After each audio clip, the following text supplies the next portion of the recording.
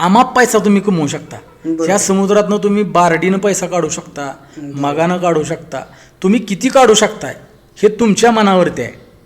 त्यामुळे अमाप पैसा आहे या सोशल मीडियामध्ये. फक्त तुम्ही फेसबुकवर पैसे कमवताय, इंस्टाग्रामवरून कमवताय किंवा यूट्यूबवरून कमवताय, तर ते कसे कमवायचे?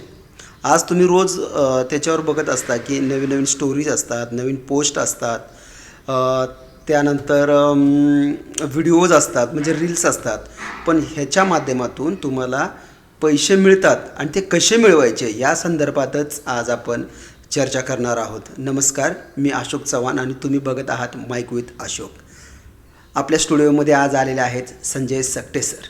त्यांचा परिचय म्हणजे त्यांच्या पेजला आता 80K फॉलोअर्स आहेत आणि अजून बऱ्याच म्हणजे यूट्यूबवर म्हणा, इंस्टाग्राम म्हणा किंवा फेसबुकवर त्यांचं सतत काम चालू असतं. ह्याच माध्यमातून ते सोशल मीडियाच्या माध्यमातून पैसे कमवत असतात आणि आत्ताच्या युवा पिढीला याची गरज आहे आणि हेच त्यांच्याकडून आपण जाणून घेणार आहोत. नमस्कार सर. नमस्कार. नमस्कार सर. सर काय काय चाललंय सध्या आता? काय नाही, जे आपलं रोजचं डेली रुटीन आणि सोशल मीडियावरती आपण जे काम करतो ते रोज चालूच आहे अजून. बरं.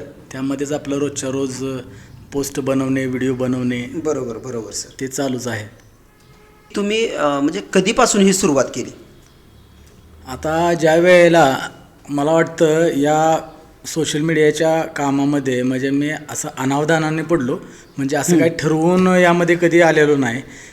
सुरुवातीला तुम्हाला मला सांगायला आवडेल की सुरुवातीला मी म्हणजे अजून पण करतो.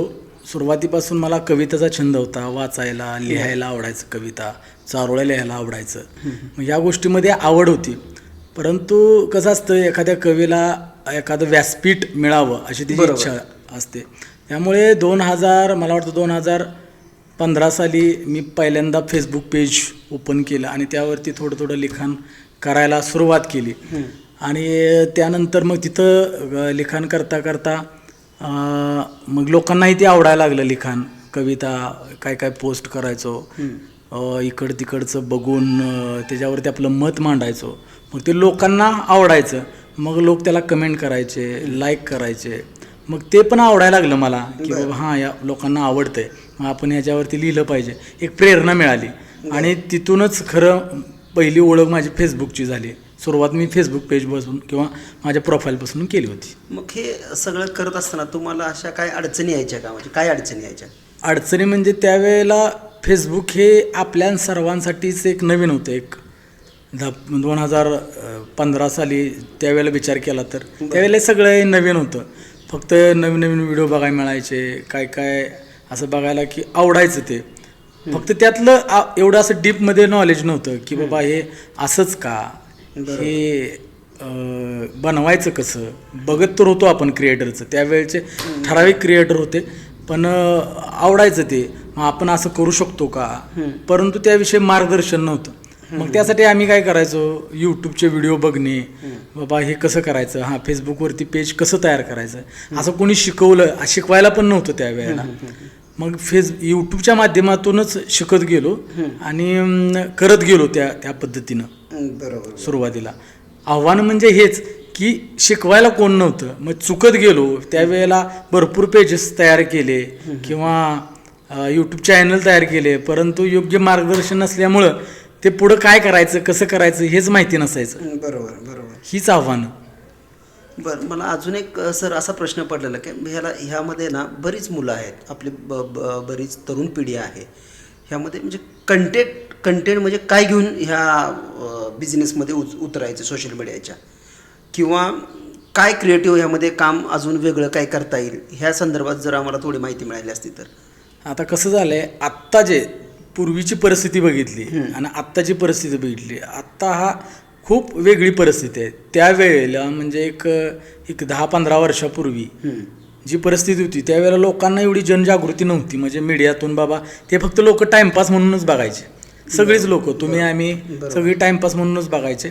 परंतु ज्या वेळेला कोरोना आला त्यामध्ये लोक ज्या वेळेला घरी होती त्यावेळेला लोकांना ती परिस्थिती कळली की बाबा आपण बाहेर जर जाऊ शकलो नाही तर आपलं घर कसं चालणार आहे. बरोबर. हां, म्हणून त्यावेळेला त्यांनी ती यूट्यूब वगैरे व्हिडिओ बघितले, त्यावेळेला लोकांना त्यातलं नॉलेज घ्यायला लोकांनी सुरुवात केली घरी बसून, की बाबा आपल्याला काय करता येईल का, त्यामध्ये आपल्याला काय शिकता येईल का, आपण जशी लोक करते आपल्याला काय करता येईल का, ही त्यावेळेला लोकांनी नॉलेज घेतलं आणि त्यापासून क्रिएटरची संख्या एवढी वाढली. हां, नंतर क्रिएटरची संख्या, आत्ता कॉम्पिटिशन एवढं आहे सोशल मीडियामध्ये.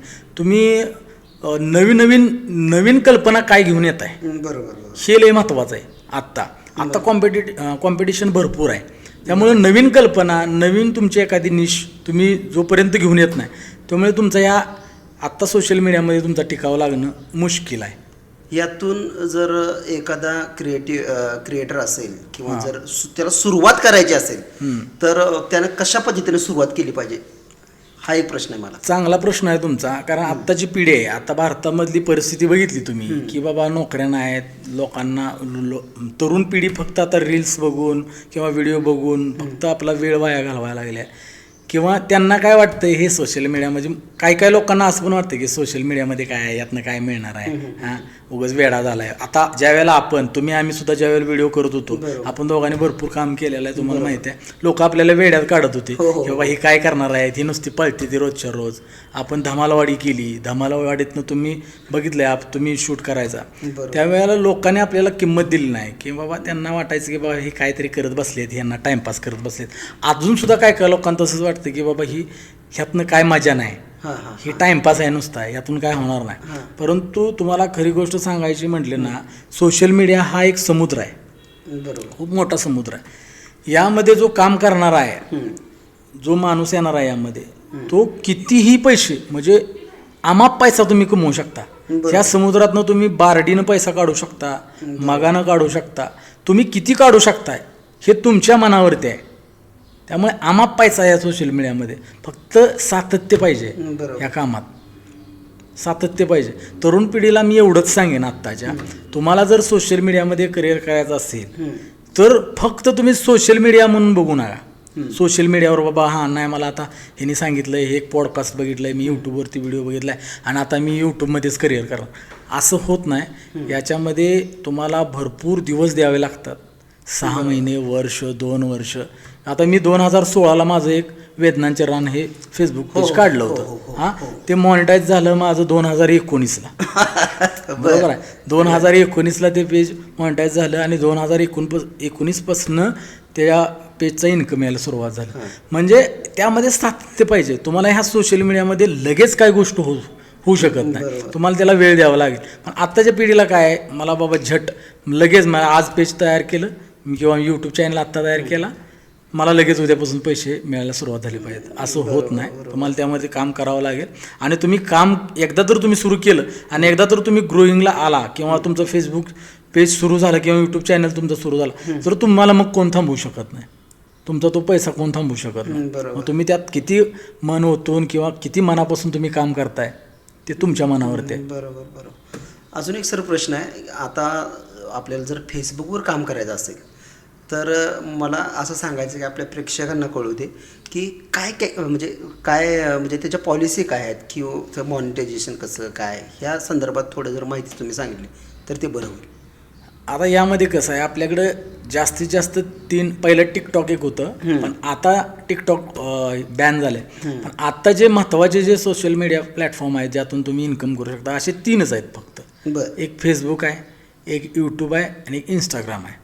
ह्या तिन्हींचा पण तुम्ही जो कंटेंट क्रिएट करणार आहे तो तिन्हीला पण तुम्ही वापरू शकता. कुठलाही कंटेंट, समजा एखाद्या फोटो तुम्ही तयार करताय, एआयवरती करा किंवा एखादा क्लिक करा तुम्ही फोटो, त्याच्यावरती तुम्ही शायरी लिहून किंवा एखादा कोटेज मराठी एखादा सुविचार लिहून तुम्ही पोस्ट करू शकता. आता माझं वेदनांचे रान आहे, त्याच्यावरती मी असेच सुविचार किंवा कविता असे त्याच्यावरती क्रिएट करून मी ती पोस्ट करत असतो. मग त्याच्या पद्धतीनं तुम्ही त्यावरती पोस्ट करू शकता. तसेच तुम्ही चांगले व्हिडिओ तयार करत असाल तर तुम्ही व्हिडिओ पोस्ट करू शकता किंवा तुम्ही एखादा लेख लिहू शकताय किंवा टेक्स्ट लिहू शकताय, त्याच्यावरती ते पण पोस्ट करू शकता. फेसबुकवरती आता कुठलाच क्रायटेरिया राहिला नाही. पाठीमागच्या काळामध्ये त्याच्यावरती क्रायटेरिया होता की तुमचा एवढा अमुक वॉच टाईम झाला पाहिजे किंवा तुमचे एवढे 5,000 फॉलोअर झाले पाहिजे तर मग तुमचं पेज मॉनिटाईज होणार किंवा प्रोफाईल मॉनिटाईज होणार. पण आत्ता फेसबुकवरती तसं काहीच राहिलेलं नाही. तुम्ही सातत्यानं काम करत राहिला तर तुमचं एका महिन्यात पण तुमचं फेसबुक पेज मॉनिटाईज होतं आहे. किंवा तुम्हाला वर्षात पण होतं परंतु आता तसं काही क्रायटेरिया राहिलेलाच नाही. तसंच यूट्यूबचं वेगळं आहे. यूट्यूबवरती अजून आहे की 1,000 तुमचे सबस्क्रायबर झाले पाहिजे, 4,000 वॉच टाईम झाला पाहिजे. तुमचं जर शॉर्ट असतील तर तुमचे काहीतरी ठराविक तुमचा वॉच टाईम झाला पाहिजे, मग तुमचं ते मॉनिटाईज होते. असा प्रत्येक इंस्टाग्रामला तर आता कसं आहे, इंस्टाग्रामला तुम्हाला तसा त्यांनी काय क्रायटेरिया ठेवला नाही आणि इंस्टाग्राम काय पैसे पण देत नाही. फक्त ते इंस्टाग्रामवरचा इन्कम मिळवण्याचे सोर्सेस वेगळे आहेत. फेसबुक तुम्हाला स्वतः पैसे देतं, यूट्यूब तुम्हाला स्वतः पैसे देतं, इंस्टाग्राम तुम्हाला 1 रुपया देत नाही, कोणालाच देत नाही, किती मोठा क्रायटेरिया म्हणजे क्रिएटर असू द्या. पण सर मला हा प्रश्न पडला, आता इंस्टाग्रामवर मी बघतोय ना, बरेच असे कॅन्डिडेट आहेत की त्यांचे खूप फॉलोअर्स आहेत, भरपूर फॉलोअर्स आहेत. मग जास्त आता मला असं वाटतं की इंस्टाग्रामवर जास्त लोक काम करत आहेत, मग त्यांना पैसे पण मिळत नाहीत, मग इंस्टाग्रामवर काम पण करतायत. मग हा काय म्हणजे बदल आहे दोन्हीत असा? आता ते कसं आहे, जरी फेसबुक किंवा यूट्यूब तुम्हाला पैसे देत असेल परंतु त्याच्या 3 पट 4 पट 5 पट इंस्टाग्रामवर क्रिएटर पैसे कमवतात. ते कशा पद्धतीने? आता ते जे असतं ते त्यांना ॲड किंवा जे कोलॅबरेशन असतं म्हणजे मोठमोठे ब्रँड असतात ते त्यांना त्या क्रिएटरना ते हायर करतात किंवा त्यांच्याशी कॉन्टॅक्ट करतात आणि एखादी त्यांची वस्तू आहे, त्यांचा प्रोडक्ट आहे, त्यांना विकायला लावतात, त्यांचं प्रमोशन करायला लावतात आणि असे लाखो रुपये, हजारो रुपये ते क्रिएटर त्यातून कमवतात. तसं फेसबुकला पण मिळतं, यूट्यूबला पण मिळतं, पण मोठ्या प्रमाणात जो रीच आहे तो फेसबुक आणि यूट्यूबपेक्षा इंस्टाग्रामला जास्त आहे. त्यामुळे तिथं ग्रो लवकर चॅनल होतं किंवा तो प्रोफाईल लवकर ग्रो होतो. मग सर खूप छान पद्धतीने तुम्ही मला माहिती सांगितलीत. आता मला अजून एक प्रश्न असा पडलेला आहे की आता तुम्ही फेसबुक पेज चालवतात, आता अलीकडं तुम्ही यूट्यूबवरती तुम्ही आलेला आहात. अजून तुमचे काय फ्युचर प्लॅन्स काय आहेत अजून? आता यामध्ये आपण फेसबुक आणि इंस्टाग्राम जास्त मी हे करत नाही, परंतु फेसबुक आणि यूट्यूबवरतीच काम करायचं भविष्यात ठरवलं आहे. अजून 1-2-4 पेजेस आहेत ते ग्रो करायचे. यूट्यूबवरती 1-2 चॅनल आहेत त्यांना ग्रो करायचं आणि यामध्येच थोडंफार काम करायचं असं ठरवलं आहे भविष्यात. आणि एक डोक्यात एक विचार आहे, ते नवीन एक रील्सचं एपिसोड आपण तयार करतोय.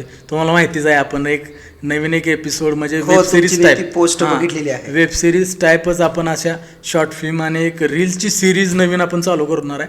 ते लवकरच आपण प्रेक्षकांच्या भेटीला आणणार आहे. त्यावरती आता काम सुरू आहे. बरं. खूप धन्यवाद सर, तुम्ही आज आमच्या स्टुडिओमध्ये भेट दिलीत आणि नक्कीच आजच्या तरुण पिढीला सोशल मीडियाच्या माध्यमातून एक चांगली ओळख निर्माण करण्यासाठी किंवा एक चांगला बिझनेस करण्यासाठी, चांगला व्यवसाय करण्यासाठी तुम्ही खूप चांगल्या पद्धतीनं मार्गदर्शन या ठिकाणी केलं. खूप धन्यवाद सर. खूप धन्यवाद. आणि आज या माईक विथ अशोक आपण या स्टुडिओमध्ये आज मला तुम्ही बोलवलं आणि तुम्ही ही नवीन एक सुरुवात केली आहे. मी प्रेक्षकांना विनंती करतो की तुम्ही या चॅनेलला किंवा सरांच्या या पॉडकास्टच्या चॅनेलला तुम्ही सपोर्ट करा आणि या ठिकाणी भविष्यात अजून चांगले विषय घेऊन सर येणार आहेत. तर तुम्ही ह्या चॅनलला सबस्क्राईब करून ठेवा आणि मी माझा कॉन्टॅक्ट नंबर तुम्हाला सरांच्या जवळ देतोच. तुम्हाला काही अडचण असेल तर तुम्हाला काय सपोर्टची गरज असेल तर आम्ही दोघं नक्की तुम्हाला सपोर्ट करू आणि नवीन माणसाला आम्ही नेहमीच सपोर्ट करत आलो आहे. धन्यवाद सर.